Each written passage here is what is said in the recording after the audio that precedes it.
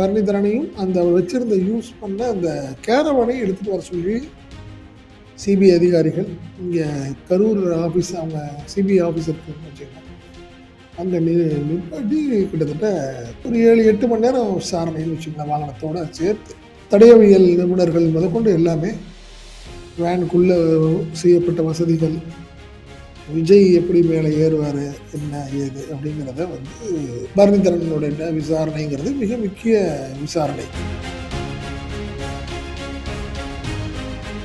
எந்த இடத்துல யார் பேசுனா, வாங்க போகலான்னு சொன்னது யார், சம்பவம் ஒரு மாதிரி அப்நார்மல் சுச்சுவேஷன், அந்த வேனை சுற்றி நடக்குதுங்கிறத தெரிஞ்சும் ஏன் போனார் விஜய்? ஏன் லைட் ஆஃப் பண்ணுறதில்ல வச்சு டிரைவர் பரணிதரன் என்ன சொல்லியிருக்காரு, நாமக்கல்லேருந்து கிட்டத்தட்ட ஒரு 300-400 வாகனத்தில் தொடர்ந்து வந்தாங்க. காரணம் என்னென்னா கரூரில் கூட்டம் அந்த அளவு இல்லை, ஸோ நிறைய நம்மளுக்கு கரூர் தேவைப்படுது, அதனால் வண்டியை கொஞ்சம் ஸ்லோவாக்கி அவங்களோடையும் சேர்த்து போகிற மாதிரி பிளான் பண்ணி போனோம்னு சொல்லியிருக்காங்க. இதை நீங்கள் பரணிதரன் சொல்கிறார்.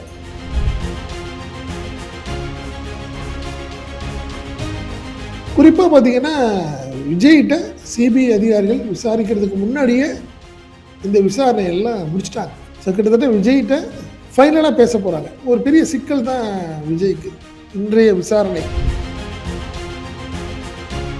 ஃபைனல் இவங்க எல்லாமே சாட்சிகள்.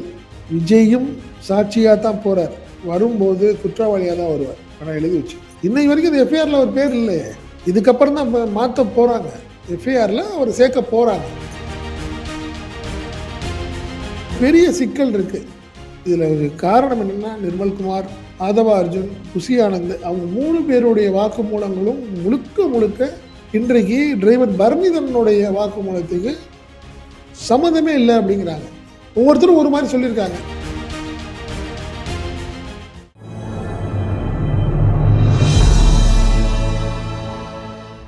தமிழ் நியூஸ் நேயர்களுக்கு அன்பு வணக்கம். இன்றைய நேர்காணலில் நம்மோடு இணைந்திருப்பவர் தமிழ் நியூஸோட ஆசிரியர் மற்றும் பத்திரிகையாளர் திரு செந்தில் சார். சார் வணக்கம். வணக்கம். வணக்கம் சார். இன்றைய தினம் சிபிஐ விசாரணை செய்ததாகவும், குறிப்பாக அந்த கேரவன் மற்றும் அவரோட அந்த டிரைவரையும் விசாரிச்சதாகவும் நம்ம பார்க்கிறோம். கேரவன்ல குறிப்பாக கடந்த அந்த கரூர் கூட்ட நெரிசலின் போது பல உயர் ரக கேமராக்கள் மற்றும் சிசிடிவிகள் எல்லாம் பறிமுதல் செஞ்சு விசாரணைக்கு உள்ளாக்கப்பட்டதாக தகவல் வந்தது. இன்றைய தினம் அந்த விசாரணையும் நடந்திருக்கிறது. தொடர்ந்து பரபரப்பான சூழ்நிலை. தொடர்ந்து சிபிஐ ஒரு பக்கம், மற்றொரு பக்கம் சென்சார் போர்டு, மற்றொரு பக்கம் டெல்லிக்கு அவர் போக வேண்டிய சூழ்நிலை எதை நோக்கி போய் கொண்டிருக்கிறது? இன்றைய தினம் விசாரணையில் நடந்தது என்ன? கிட்டத்தட்ட ஒரு கிடுக்குப்பிடி அப்படிதான் சொல்லணும்னு வச்சுக்கலாம். விஜய் இதெல்லாம் கண்டிப்பா எதிர்பார்த்திருக்க மாட்டார். அவர் திமுக மட்டும்தான் நடிச்சு பார்க்கணும் அப்படின்னு நினைச்சாரு. அது குறிப்பாக பார்த்தீங்கன்னா இந்த கரூர் சம்பவத்துக்கு அப்புறம் திமுக ரொம்ப சாஃப்டாக அவரை டீல் பண்ணிச்சு. என்ன காரணம், இவ்வளோ பெரிய சம்பவம் நடந்தது. பர்டிகுலராக பார்த்தீங்கன்னா இந்த வாகனம் சம்மந்தப்பட்ட வாகனத்தை கூட சீஸ் பண்ணலை. நீங்கள் ஆட்டோமேட்டிக்காக அவர் சென்னை போனார், அவர் மேலே எந்த நடவடிக்கையும் இல்லை, எதையுமே இல்லாதுமே கூட அவருக்கு ரொம்ப தைரியமாக கூட இருந்திருக்கலாம். நம்மளை பார்த்து பயப்படுறாங்கன்னு கூட அவர் நினச்சிருக்கலாம். இன்னும் சொல்ல போனால், ஏன்னா அவர் சினிமாக்காரர், அவர் அப்படி தான் நினைப்பாரு. கவர்மெண்ட்டே நம்மளை பார்த்து பயப்படுது அப்படின்னு கூட நினச்சிருந்துருக்கலாம் அவர். பட் ஆனால் இன்னைக்கு நடக்கும் சம்பவங்கள்லாம் அவருக்கு மிகப்பெரிய அதிர்ச்சியாகவும், ஒரு என்ன சொல்றதுன்னா, அவர் ரொம்ப ரொம்ப ஃபங்காகி தான் இருக்கணும் அவரை பொறுத்த வரைக்கும் நடந்த சம்பவங்கள். ஏன்னா சினிமா இன்னைக்கு அவருக்கு சாதாரணமாக சென்சார் போர்டு சர்டிஃபிகேட் அவருக்கு கிடைக்காம அவர் ஒரு தடுமாற வேண்டிய சூழ்நிலை ஆயிடுச்சு. காரணம் என்ன, அவர் படம் ரிலீஸ் ஆகாமல் இன்னைக்கு கிட்டத்தட்ட என்னைக்கு ரிலீஸ் ஆகும்னு தெரியாத ஒரு சூழ்நிலை அப்படிங்கிறது தான் வச்சுக்கல. அடுத்தது பார்த்தீங்கன்னா கரூர் சம்பவத்தை பொறுத்தவரைக்கும் நம்மளுக்கு நல்லாவே தெரியும். சிபிஐ விசாரணை தொடர்ந்து போயிட்டு இருக்கு. ஏற்கனவே முக்கிய நபர்கள் எல்லாத்தையும் விசாரிச்சு முடிச்சுட்டாங்க. 2 தரப்புமே சொல்லலாம். ஒன்று பார்த்தீங்கன்னா அரசு தரப்பில் உள்ள கலெக்டர், எஸ்பி அதிகாரிகள், சம்மந்தப்பட்ட இன்ஸ்பெக்டர்ஸ், பந்தோபஸ்தில் இருந்த அதிகாரிகள் எல்லாத்தையும் விசாரிச்சிருச்சு சிபிஐ. அதே மாதிரி சம்மந்தப்பட்ட நபர்கள் அப்படின்னு பார்த்தீங்கன்னா விஜயை தாண்டி மற்ற எல்லாத்துலேயும் விசாரித்து முடிச்சுட்டாங்க. இன்றைக்கி மிக முக்கிய நபராக கருதப்படும் அந்த கேரவன் ஓட்டி வந்த டிரைவர் பரணிதரனிடம் விசாரணைன்னு வச்சுக்கோங்க. அது ஏற்கனவே நம்ம பனையூரில் அந்த வாகனம் நிற்கும் போது அதை போய் பார்த்தாங்க. சிபிஐ ஆஃபீஸர்ஸ் அங்கெல்லாம் போய் பார்த்துட்டு வந்தாங்க. சரி, அதுக்கப்புறம் பெரிய விசாரணை இருக்கிறதுக்கு வாய்ப்பு இல்லை அப்படிங்கிற மாதிரி நினச்சாங்க. பட் இன்னைக்கு பரணிதரனையும் அந்த அவர் வச்சிருந்த யூஸ் பண்ண அந்த கேரவனை எடுத்துட்டு வர சொல்லி சிபிஐ அதிகாரிகள் இங்கே கரூர் ஆஃபீஸ், அவங்க சிபிஐ ஆஃபீஸ் இருக்குன்னு வச்சுங்களேன், அங்கே நிப்பாட்டி கிட்டத்தட்ட காலையில் ஒரு ஒரு 9 மணிக்கு அவர் வந்தார் வாகனத்தோட. கிட்டத்தட்ட அப்படி பார்த்தீங்கன்னா ஒரு ஒரு 7-8 மணி நேரம் விசாரணைன்னு வச்சுங்களேன், வாகனத்தோட சேர்த்து. தடயவியல் நிபுணர்கள் முதற்கொண்டு எல்லாமே, வேனுக்குள்ளே செய்யப்பட்ட வசதிகள், விஜய் எப்படி மேலே ஏறுவார், என்ன ஏது அப்படிங்கிறத வந்து பரணிதரன்ட்ட ஒரு துருவி துருவி விசாரணை தான் வச்சுங்களேன். அதில் 2 ஆஃபீஸர்ஸு பெரிய லெவலில் தமிழ் தொடர்ந்து அவங்களால பேச முடியாத சூழ்நிலை கூட, மற்ற அதிகாரிகள் கிட்டத்தட்ட ஒரு 6-7 பேர் தொடர்ந்து அவர்கிட்ட விசாரணை. அதை நம்ம வந்து கண்கூடாவே நம்ம காரணம்னா நம்ம ரிப்போர்ட்டர்ஸ் எல்லாமே வெளியே நின்று பார்க்குறாங்க. அவர்கிட்ட என்ன காரணம்னா, டிரைவர்கிட்ட உள்ளுக்குள்ளே வந்து விசாரிக்கல, வாகனத்திலே கொண்டாந்து வச்சு அவர் மேலே வர சொல்லி போக வச்சு எல்லாமே விசாரித்ததுமே கூட எல்லா கண்கூடாக இருக்குது. அது விஷுவல்ஸும் வந்துருக்கு. பட் கிட்டத்தட்ட இன்னைக்கு விசாரணையும் கூட விஜய் வந்து ஒரு சங்கடத்தை ஏற்படுத்தி இருக்கும் டிரைவருடைய. என்ன காரணமாக, டிரைவருக்கு வந்து பெருசாக மறைக்க தெரியாதுல்ல என்ன நடந்துச்சு அப்படின்னீங்கன்னா, எல்லா விஷயத்தையும் அவர் சொல்லி தான் ஆகணும். 1 to 1 அவரும் விஜயும் தான் இருந்திருக்காங்க அந்த ஃபஸ்ட்டு கேபினில். ஃப்ரண்ட்டில் விஜய் உட்காந்துருக்காரு, பக்கத்தில் டிரைவர் உட்காந்துருக்காரு. நடந்த சம்பவத்தின் போதெல்லாம் அவர் கண்டிப்பாக டிரைவருக்கு எல்லா விஷயமும் தெரிஞ்சிருக்கும். வாகனம் வந்தது போகுது, ஏன் ஸ்லோவாக போக சொல்லு, நிப்பாட்டு சொன்னது எல்லாமே விஜய் சொல்லியிருப்பாரு. அதே மாதிரி சம்பவம் நடந்த பிறகு யார் வாகனத்தை எடுக்க சொன்னது, என்ன பண்ண நீ, உனக்கு யார் இன்ஸ்ட்ரக்ஷன் கொடுத்தது, எல்லாம் ஆரம்பிச்சு எல்லாத்தையுமே அவர் வந்து மிக முக்கிய சாட்சி அப்படிதான் நம்ம பார்க்கணும். ஒரு குற்றவாளி கிடையாது, மிக முக்கிய சாட்சியாக நம்ம பார்க்கணும். பரணிதரனுடைய விசாரணைங்கிறது மிக முக்கிய விசாரணை. குறிப்பாக பார்த்தீங்கன்னா, விஜய்கிட்ட சிபிஐ அதிகாரிகள் விசாரிக்கிறதுக்கு முன்னாடியே இந்த விசாரணை எல்லாம் முடிச்சிட்டாங்க. ஸோ கிட்டத்தட்ட விஜய்கிட்ட ஃபைனலாக பேச போகிறாங்க அப்படிதான் நம்ம பார்க்கணும் இந்த விஷயத்தை பொறுத்த வரைக்கும். ஓகே, ஆமாம் சார். என்னென்ன வாக்குமூலங்கள்லாம் பெறப்பட்டிருக்கும்? என்னென்ன மாதிரியான கேள்விகள்லாம் அவரிடம் முன்வைக்கப்பட்டிருக்கும்? அவருடைய இந்த வாக்குமூலம் என்பது விஜய்க்கு எந்த அளவுக்கு வந்து ஒரு சிக்கலை ஏற்படுத்தும், அல்லது இவர்களுக்கு முன்பே அறிவுறுத்தப்பட்டிருக்குமா டிரைவருக்கு? இல்லை, பெரிய விஷயத்தில் அவர் வந்து எனக்கு தெரிந்து ப்ரொஃபஷ்னலாக அவரால் ஒரு அட்வொகேட்ஸ் மாதிரி கரெக்டாக சில கேள்விகளுக்கு தான் பதில், சில விஷயங்களை பேச முடியாது, தெரியாதுன்னு சொல்ல முடியாதுன்னு தான் நான் நினைக்கிறேன். இன்னைக்கு நடந்த சம்பவங்களை வச்சு சொல்கிறேன். கண்டிப்பாக ஒரு பெரிய சிக்கல் தான் விஜய்க்கு இன்றைய விசாரணை. அதுதான் நான் முதலே சொன்னேன். காரணம் என்னன்னா, விஜயா பாவித்து அவரை உட்கார வச்சு பார்த்தாங்க டிரைவரை. பரணிதரனை நீ சீட்டில் போய் உட்காந்து, விஜய் எப்படி உட்காந்துருப்பாரு, உன்ட விஜய் என்னென்ன சொல்லுவார், எப்படி சொல்லுவார் அப்படிங்கிறத முதற்கொண்டு இன்னைக்கு நடந்துருச்சு. இது மிகப்பெரிய சங்கடம் தானே அது. சரி, நம்ம பக்கத்தில் உட்காந்து என்ன சொல்லுவார் அவர், ரைட்டு வேகமாக போயிட்டுருக்க, என்ன சொன்னார், கரெக்டு, கரூருக்குள்ளே வர்றப்ப என்ன நடந்துச்சு, இதெல்லாம் எல்லாத்தையும் அவங்க வீடியோ எடுக்கிறாங்க. அதே சமயத்தில் நடக்கிற சம்பவங்கள் எல்லாத்தையுமே ரெக்கார்ட் பண்ணிக்கிறாங்க. இதுதான் சங்கடங்கிற விஜய்க்கு. காரணம் என்னன்னா, அந்த கேரவன்ல உட்கார்ந்து இருந்தா எவ்வளவு தூரம் பார்க்க முடியுங்கிறத முதல் அதிகாரிகள் மெஷர் பண்ணிட்டாங்க. கேரவன் நம்ம நார்மல் வேன் மாதிரி கிடையாது இல்லை ஹக்கீம். அது அதில் ஆக்சுவலாக பார்த்தீங்கன்னா, விஜய்க்கு ப்ரொடக்ஷனுக்காக அவர் முகம் மட்டும்தான் தெரியும். அப்படி தான் அந்த கேரவன் அமைப்பு இருந்தது. முகம் மட்டும் தெரியும், மற்றபடி இப்போ ஃபுல்லாக சாதாரண வேனில் இருக்கிற மாதிரி இருக்காது. அவர் ஃப்ரண்ட்லேயா இருக்கட்டும், சைட்லேயா இருக்கட்டும், எல்லாமே அவருக்கு பாதுகாப்பு கருதி சில விஷயங்கள் பண்ணியிருந்தாங்க. அதெல்லாமே கூட பார்த்தாங்க அவங்க. அதே மாதிரி பார்த்தீங்கன்னா, அந்த வேலாயுதம் பாளையத்திட்ட கிராஸ் பண்ணுறப்போ 2 வீலர் அடிபடும். நம்ம அந்த சம்பவத்தப்போ பார்க்கலாம். பஸ்ஸில் நாமக்கல் டு கரூர் வரும்போது தான் அந்த சம்பவம் நடக்குது. அது வேலாயுதம் பாளையம் போலீஸ் இன்னும் வழக்கு பதிவு பண்ணியிருக்காங்கன்னு வச்சுக்கோங்களேன். அந்த விசாரணை இன்னும் தனியாக போயிட்டுருக்கு. அந்த சம்பவம் சம்மந்தமாக இன்னைக்கு விசாரிச்சிருக்கிறாங்க, கேட்டிருக்காங்க டிரைவர்கிட்ட என்ன நடந்துச்சு, நடந்த உடனே என்ன சொன்னார் விஜய் உங்கள்கிட்ட, என்ன சொல்லியிருப்பாரு, போப்பா பார்த்துக்கலாம், போ டைம் ஆகுது போகலாம் அப்படிதான் சொல்லுவார். இது இயல்பு. யாராக இருந்தாலும் நின்று இறங்கி விசாரிச்சிருந்தா எல்லாத்தையுமே எனக்கு தெரிஞ்சிருக்குமே. அவர் அப்படி நடந்துக்கிட்ட மாதிரி தெரியலையே.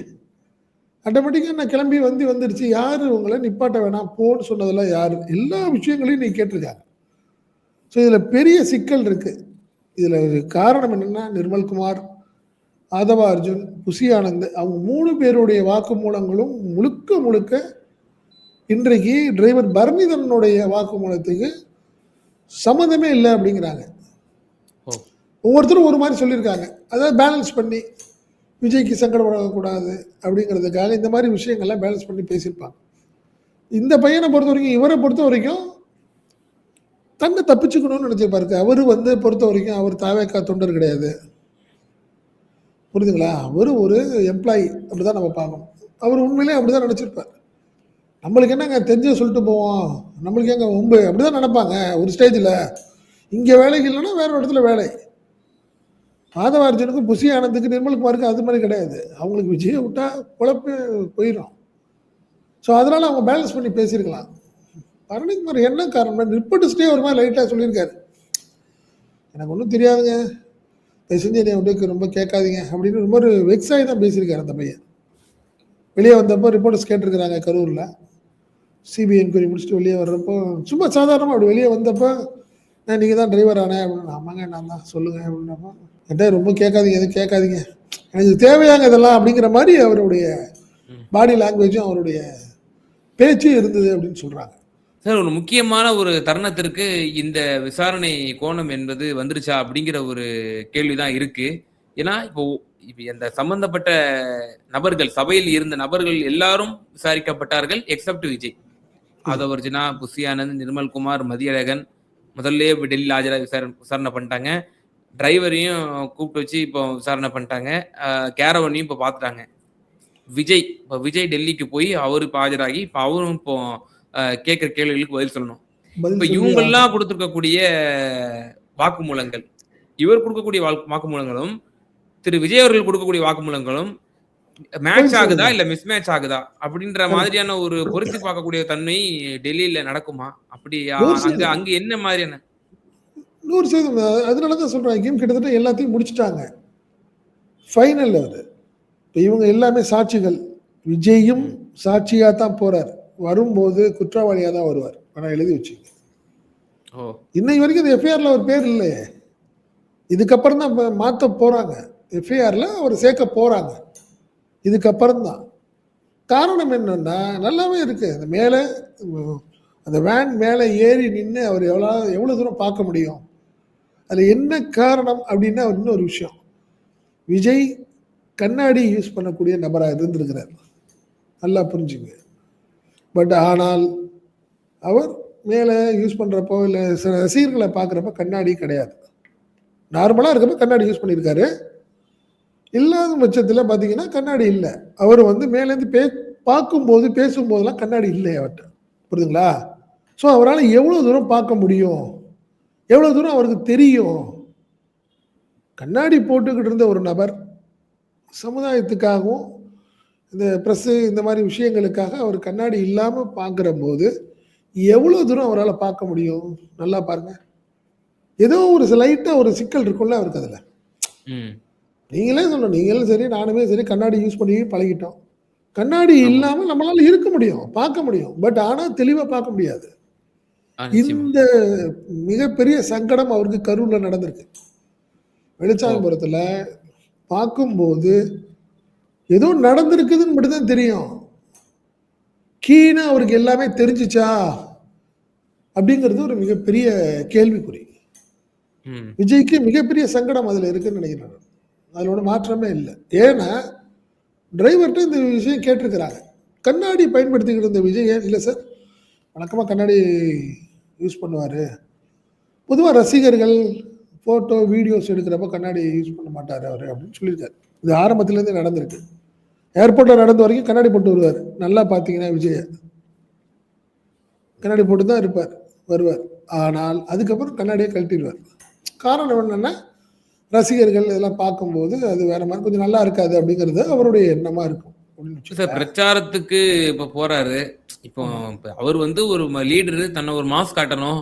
கண்ணாடி போட்டோம்னா ஒரு புது தோற்றத்தை தரும், அது நல்லா இருக்காது, நம்ம திரையில எப்படி காமிச்சோமோ இதுலயே வரணும், அதனால அவர் வந்து கண்ணாடி கழட்டி இருக்கலாம். லென்ஸ் மாதிரியான ஆல்டர்னேட் கூட இருக்கு. அதுதான் நான் சொல்றேன், நீங்க கண்ணாடி போட்டுட்டு வந்த நபர் கண்ணாடியை கழட்டிட்டு மேலே ஏறுறது வேற. லென்ஸுங்கிறது நீங்க அந்த சீசன் ஃபுல்லா தான் போட முடியும், இல்லை நைட்டு தான் திருப்பி கழட்டி வைப்பீங்க. லென்ஸும் போட்டுட்டு கண்ணாடியும் போட முடியாதுன்றான். ம். லென்ஸ் போட்டிருப்பீங்க. நீங்க ஃபுல்லா யூஸ் பண்ணிட்டு நைட்டு லென்ஸ கழட்டிட்டு படுப்பீங்க. காலைல திருப்பி லென்ஸ போட்டுக்குவீங்க. இதுதானே இயல்பு. ம். ம். ஆனா, விஜய் திருச்சி ஏர்போர்ட் போறப்ப கண்ணாடில போறாரு. வரும்போது கண்ணாடில வராரு. நாமக்கல் போற வரைக்கும் கண்ணாடி யூஸ் பண்றாரு. அதுக்கப்புறம் தான் கண்ணாடி இல்ல. ஸோ அவங்க மேல ஏறி அந்த தளத்துல நின்னு பார்க்கும்போது, அவரால் எவ்வளவு தூரத்தை பார்க்க முடியும்? எந்தெந்த விஷயம்லாம் பார்க்க முடியும்? எந்த அளவுக்கு அவர் பார்த்தாரு? அப்படிங்கிறதுக்கெல்லாம் கேள்வி கேட்டிருக்கிறாங்க. காரணம் என்னன்னா, சம்பவம் நடக்குது. டக்குன்னு இறங்கி திருப்பி உட்கார்றாரு. எந்த இடத்துல யார் பேசுனா? வாங்க போகலான்னு சொன்னது யாரு? சம்பவம் ஒரு மாரி அப்நார்மல் சிச்சுவேஷன் அந்த வேன சுத்தி நடக்குதுங்கிறத தெரிஞ்சும் ஏன் போனாரு? புரியுதுங்களா உங்களுக்கு? ம். நீங்க உடனே போறதுக்கு முன்ன 1 ஹவராவது கண்டிப்பா அவரு அதெல்லாம் டிராவல் பண்ணி தான் போயிருக்கணும் ஹக்கீம் அவருக்கு. உங்களுக்கு. காரணம் என்ன? வேலுச்சாமிபுரத்துலேருந்து திருப்பி அவர் கரூர் டவுன் வெளிய வரணும் அவரு. அவர் என்ன பண்றாரு, அவர் வேலுச்சாமிபுரத்துலேருந்து தாண்டி வந்து கொஞ்சம் ஒரு பைபாஸ்ல இறங்கி தான் கார் மாறுறாரு. அதுக்கு முன்னாடி அவருக்கு எல்லா சம்பவத்தையும் சொல்லிட்டாங்க. இல்லங்க கண்டிப்பா ஒரு 30, 40 பேர் மயக்கமாயிட்டாங்க. உயிரோட இருக்கிறாங்களா இல்லையான்னு தெரியல. அது இல்லாம அஃபிஷியலா 140 பேர் காயம். கிட்டத்தட்ட ஒரு 50, 60 பேரு மிதிபட்டு காயத்தோட கிடக்குறாங்கங்கிறதெல்லாம் சொல்லியிருக்காங்க. சொன்னதுக்கு அப்புறம் அவர் கிளம்பியிருக்காரு. புரியுதுங்களா? விஜய். இந்த விஷயத்தெல்லாம் டிரைவர் தெளிவா சொல்லியிருக்காப்ல. ஆதவ அர்ஜுன் தான் சொல்லி வேன் எடுத்துட்டு வந்துருங்க வாங்க போயிடலாம் மெட்ராஸ் நீங்க மெட்ராஸ் போயிருங்க அப்படின்னு ஆதவ அர்ஜுன் தான் சொல்லியிருக்காரு. ஒரு ஆக்சிடென்ட் ஆச்சுன்னா வழக்கமா பார்த்தீங்கன்னா வண்டியை நிப்பாட்டி ஓடி போயிடுவாங்க. வழக்கமா நடக்குமா இல்லையா? ம். ஒரு பெரிய சம்பவம் நடந்துருது, ஆக்சிடென்ட் ஆயிடுது. டக்குன்னு என்ன பண்ணுவாங்க டிரைவர் தப்பிச்சு போறதுக்கு வண்டியை விட்டு ஓடி போயிடுவாங்க. இல்லைன்னா வண்டி எடுத்து கொண்டு போய் போலீஸ் ஸ்டேஷன்ல போட்டுட்டு போவாங்க. ம். யாராவது மெட்ராஸுக்கு எடுத்துட்டு ஓடுவாங்களாங்க? பொதுவாக கேட்குறேன் நான். இப்போ யார் சொல்லியிருக்கணும் இதெல்லாம்? இது எல்லாமே கொஞ்சம் கான்ட்ரடிக்ஷனா இல்லையா? சாதாரணமாக சொல்கிறேன். நம்ம சாதாரண ஒரு ஃபேமிலியிலன்னா இது நடக்கும். ஏய் நம்மளுக்கு ஏன்டா வம்பு வண்டியை கொண்டு போய் ஸ்டேஷனில் நிப்பாட்டிட்டு போய் எவனாவது அடிச்சு கண்ணாடி உடைச்சிருவான். அதெல்லாம் இல்லை வா போகலான்னு சொல்லி கொண்டு போகிற அளவுக்கு நீங்கள் தைரியமாக சில விஷயங்கள் பண்ணியிருக்கீங்க. யாரை ஏமாற்ற போறீங்கன்ற நான். இன்னைக்கு மாட்டிட்டீங்கல்ல. சிபிஐ நினச்சிருந்தா அங்கே பனையூரில் ஏப்பா வண்டிக்கு எதுக்கு சம்மந்தமே இல்லை, எதுக்கு வண்டி எடுத்துகிட்டு வரீங்க? டிரைவரை மட்டும் வர சொல்லி விசாரிச்சிருக்கலாமே. ஏன் டிரைவரை எடுத்துகிட்டு வர சொல்லி உட்கார வச்சு விஜய் ஏன் லைட் ஆஃப் பண்ணி ஆஃப் பண்ணுறதில்ல வச்சு ஏன் பண்ணாரு? ஏன் லைட் ஆஃப் பண்ணாரு? இதில் ஒரு விஷயம் சொல்லியிருக்காரு டிரைவர் பரணிதரன். என்ன சொல்லியிருக்காரு? நாமக்கல்லேருந்து கிட்டத்தட்ட ஒரு 300, 400 வாகனத்தில் தொடர்ந்து வந்தாங்க. காரணம் என்னன்னா கரூரில் கூட்டம் அந்த அளவு இல்லை. ஸோ நிறைய நம்மளுக்கு கரூர் தேவைப்படுது. அதனால வண்டியை கொஞ்சம் ஸ்லோவாக்கி அவங்களோடையும் சேர்த்து போகிற மாதிரி பிளான் பண்ணிக்குவோம் நம்ம சொல்லியிருக்காங்க. இதை நீங்கள் பரணிதரன் சொல்கிறார். ஏன் லேட்டாக ஏன் மெதுவாக வந்தீங்க அப்படின்னா, இல்லை கரூரில் கூட்டம் பெருசாக இல்லை. ஸோ அதனால் நாமக்கல்லில் நம்ம ஏற்கனவே ரசிகர் மன்றம் ஆட்கள்கிட்டலாம் சொல்லிட்டோம். இருக்கிற 2 வீலரு வாகனம் எல்லாத்துலேயும் கிளம்பி வாங்க கூட அப்படின்னு சொல்லி தான் கூட்டிகிட்டு வந்திருக்கிறாங்க. புரியுதுங்களா உங்களுக்கு? இந்த மாதிரி நிறைய விஷயங்களை வந்து டிரைவர் அன்னைக்கு வந்து இவங்க சொன்னதுக்கும் அவருடைய பேச்சுக்கும் நிறைய மாற்றங்கள்.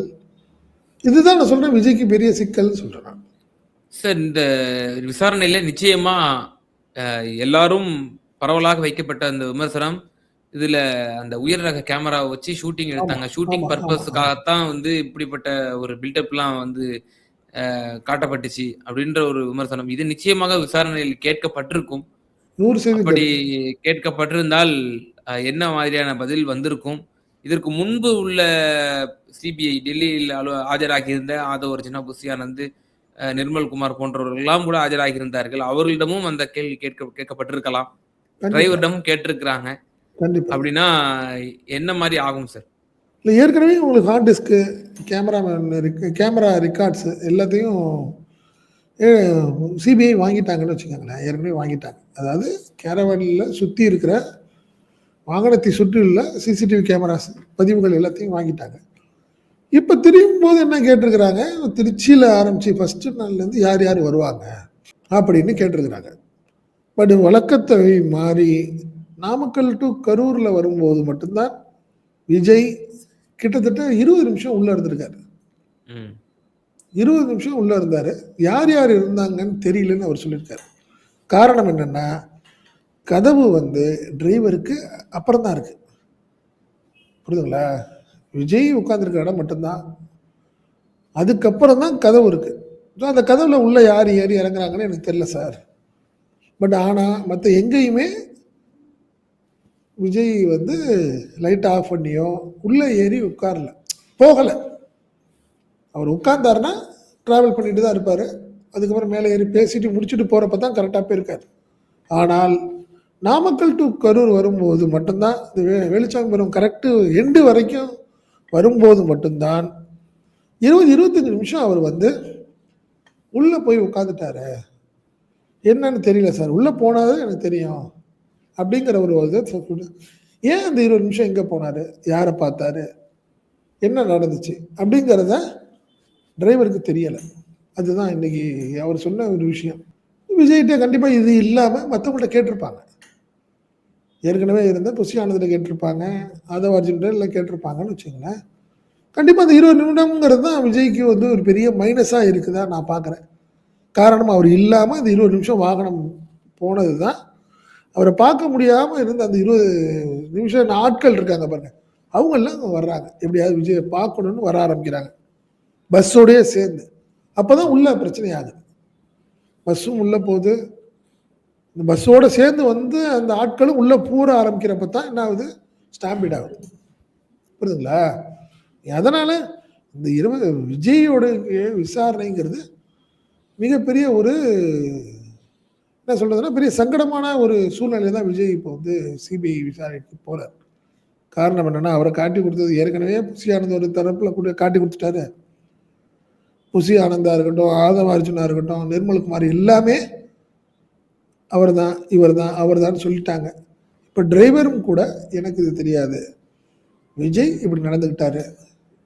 விஜய் தான் ஏன்னா ஆக்சிடென்ட் ஆனதுக்கப்புறம் வண்டியை எடுங்க போகலான்னு சொன்னது ஆதவ அர்ஜுனா இருந்தாலும் கூட விஜய் நிப்பாட்ட சொல்லலாம்ல. வழக்கமா நம்ம என்னங்க செய்வோம்? சாதாரணமா வண்டி ஏதோ விழுந்துச்சு பாருங்க, ஒரு 2 நிமிஷம் நின்று நீயாவது இறங்கி பார்த்துட்டு வாயா, நான் உட்காந்துருக்கேன்னு சொல்லலாம்ல. வேணான்னு இருக்காரு விஜய். இதெல்லாமே அவருக்கு சங்கடம் தானே. இது ஒரு நார்மலான பர்சனா இல்லையே அவர் விஜய். பார்த்துக்கலாம், எதா இருந்தாலும் பார்த்துக்கலாங்கிறாரு. இந்த மாதிரி விஷயங்கள்லாம் தான் அவருக்கு பெரிய மைனஸா நான் பார்க்குறேன். ஆமாம். நிச்சயமா சார். கேரவனுடைய டிரைவரிடம் இன்றைய தினம் விசாரணை நடந்தது. நாளை டெல்லிக்கு புறப்பட்டு விஜய் அவர்கள் செல்கிறார் என்ற தகவல் வந்திருக்கிறது. நாளை மறுநாள் திங்கட்கிழமை காலை அவர் டெல்லி சிபிஐ அலுவலகத்தில் ஆஜராக வேண்டியிருக்கிறது. அது சம்பந்தமாக பல வரக்கூடிய நாட்களில் கிடைக்கப்பெறக்கூடிய தகவல்களை, உண்மை தகவல்களை தொடர்ந்து தமிழ் நியூஸ் சார்பாக நம்ம வழங்குவோம் என்ற ஒரு கருத்தையும், இன்று நடந்த சிபிஐ விசாரணை சம்பந்தமாக மேலதிக பல விவரங்களையும் தந்தீங்க. ரொம்ப நன்றி சார். நன்றி. நன்றி.